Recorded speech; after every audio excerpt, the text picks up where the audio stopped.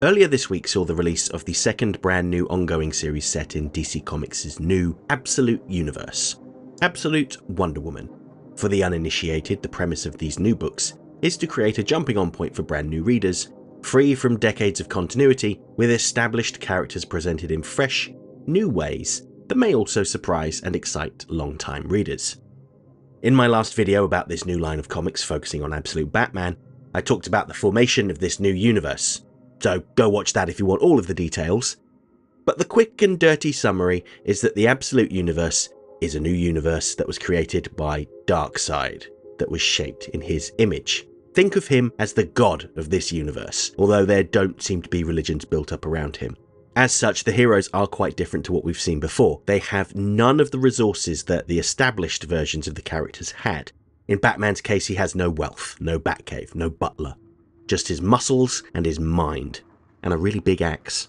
And I really enjoyed this first issue and found some of the new ideas quite intriguing, especially the social commentary that comes about by virtue of Batman being an everyday man rather than a wealthy socialite. So I was equally optimistic about how things would go for the second series, Absolute Wonder Woman. The quick summary is that I found the first issue very engaging, and I'm quite excited about the storytelling possibilities raised in this first issue. So here are 5 things that leapt out at me in Absolute Wonder Woman 1 that I think you should know. First of all, there is no Paradise Island. For those that aren't aware, Wonder Woman was traditionally raised in a place called Paradise Island, entirely inhabited by warrior women. She had a strong support network growing up and was taught the values of peaceful negotiation and dialogue, and how to defend herself in the event that peace talks went wrong. Not so in Absolute Wonder Woman. No, instead, this Diana was taken away from the Amazons and raised in hell. Literally the opposite place. In fact, there are no other Amazons. At least, there are no other Amazons in Diana's life. It's not entirely clear why this has happened. Is it punishment for something the Amazons did or didn't do, as Apollo seems to suggest? Or is it Zeus doing his best to try to avoid one of those pesky Greek mythology prophecies from coming to pass? If you're at all familiar with Greek mythology, anytime someone tried to stop a prophecy from coming true, they would inadvertently make it happen.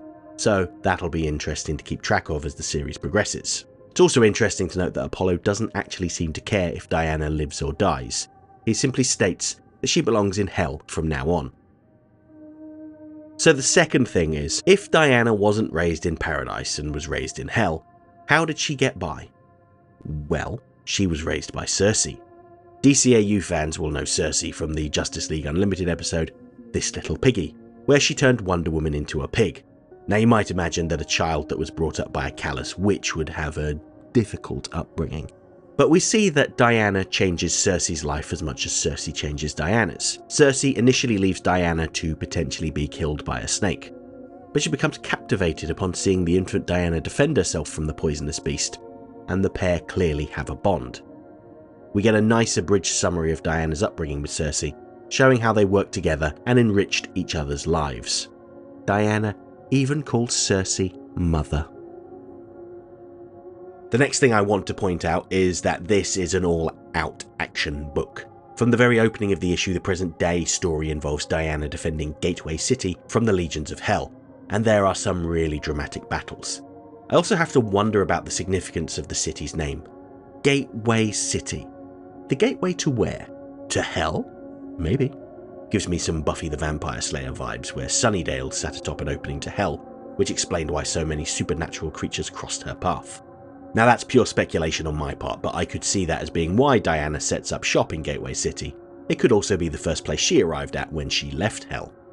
I find it interesting that so far each of the Absolute books has had their own theme. Absolute Batman is more of a class-based social commentary involving gang culture, and Absolute Superman seems like it will be a science fiction environmental story. I wonder if they chose having him grow up in Brazil because of their issues with deforestation.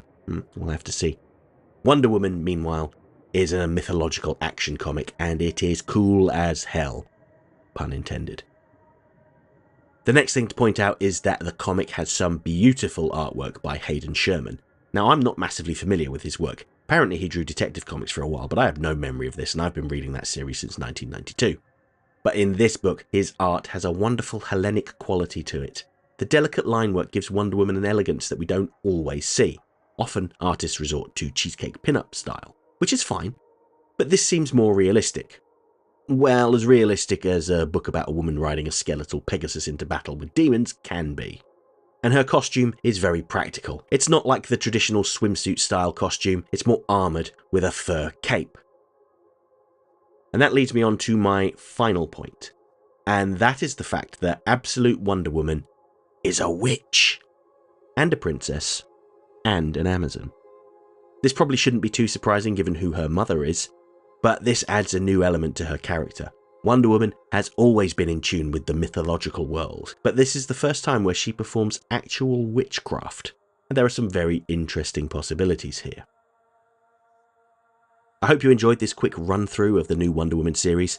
If you're interested in picking it up for yourself, well, the first print is pretty much sold out and going for silly prices on eBay, but there is a second print coming out at the end of November. I can also suggest picking up a digital copy from retailers like Amazon, and if you use my affiliate link, you have the added bonus of helping out my channel as well. Personally, I've always preferred physical comic books, even though they take up most of my living space. But you can't really argue with the convenience of having your entire digital collection available to you on your phone or tablet, ready to read whenever you feel like it. I've included my affiliate link in the info button above and in the description below. Have you picked up Absolute Wonder Woman or Absolute Batman? Are you enjoying those series? Let me know your thoughts below. As always, if you have enjoyed the video, don't forget to hit the like button, share the video with your friends, leave a comment or even click the bell icon to receive notifications whenever I release a new video. Every interaction helps to feed the gaping maw of the YouTube algorithm. I tend to release new video essays about the characters seen in the DC animated universe on Fridays, with bonus video essays about other DC animated characters, such as those seen in Batman Caped Crusader, on Mondays. And this upcoming week, as an added bonus, I'll be releasing a Halloween special on Thursday the 31st of October, where Sasha from Casually Comics and I look at the Batman the Animated Series episode, Moon of the Wolf, and the comic books that inspired it. If any of those things sound interesting to you, feel free to check them out. I've linked to them in this video's description. With all that content being made, can you believe I have a demanding full-time job as well? There is very clearly something wrong with me. I'll be back in a couple of weeks to talk about the third Absolute series, Absolute Superman, which also seems to be just as transformational for the Man of Steel as these other Absolute books have been for their characters. Hope to see you then.